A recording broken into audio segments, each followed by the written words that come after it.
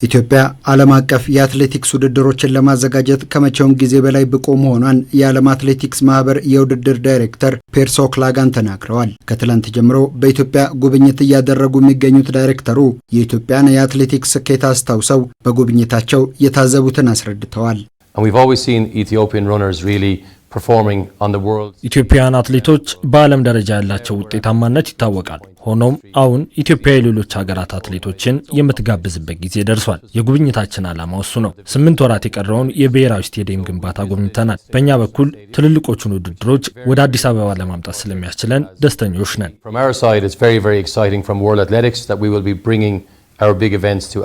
ከዚህ ቀደም ያልነበረ ስፖርቱን የማሳደግ ቁርጠኝነት ከመንግስትና ከአትሌቲክስ አስተዳደሩ መመልከታቸውንና ኢትዮጵያ ዓለም አቀፍ ውድድሮችን ለማስተናገድ ከመቼውም ጊዜ በበለጠ አቅም ማዳበሯን መስክረዋል።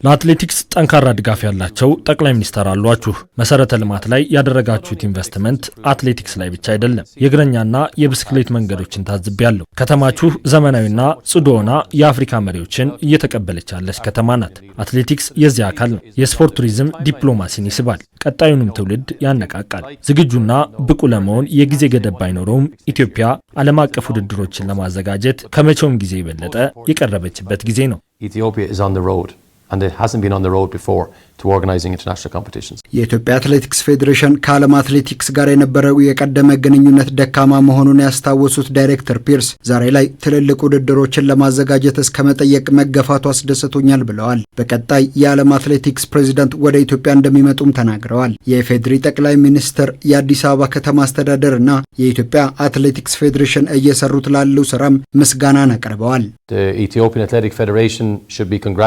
የኢትዮጵያ አትሌቲክስ ፌዴሬሽን ለሰራው ስራ እንኳን ደስ አላችሁ ሊባል ይገባል። ጠቅላይ ሚኒስትሩን፣ የስፖርት ሚኒስትሩንና የከተማውን አስተዳደር በስቴዲየምና የመሮጫ ትራኮች ላይ እያደረጉት ስላሉት ያልተቋረጠ ኢንቨስትመንት ማመስገን ፈልጋለሁ። ይህ ለአትሌቲክስ ስፖርት ብሩህ ተስፋ ነው። የዓለም አትሌቲክስም የዚህ አካል በመሆኑ ደስተኛ ነው። የኢትዮጵያ አትሌቲክስ ፌዴሬሽን ፕሬዝዳንት አትሌት ስለሺ ስህን በበኩላቸው ከዓለም አትሌቲክስ ጋር የነበረው ግንኙነት እየተጠናከረ መምጣቱን ማሳያ የሆነ ጉብኝት መሆኑን ገልጸው በቀጣይ በአትሌቲክስ ፌዴሬሽኑ በኩል ሊሰሩ ስለታሰቡ ስራዎች አብራርተዋል። ብዙ ትምህርት አግኝተናል። አሁንም ገና ብዙ እንማራለን ማለት ነው። ወደ ወርልድ አትሌቲክስ ስታንዳርድ ስቴዲየሞቻችን፣ አሰልጣኞቻችን፣ ዳኞቻችን እንዲገቡ ሰፊ ስራ ይኖረናል። በዛ ውስጥ የነሱ ገዛ በጣም ሰፊ ነው።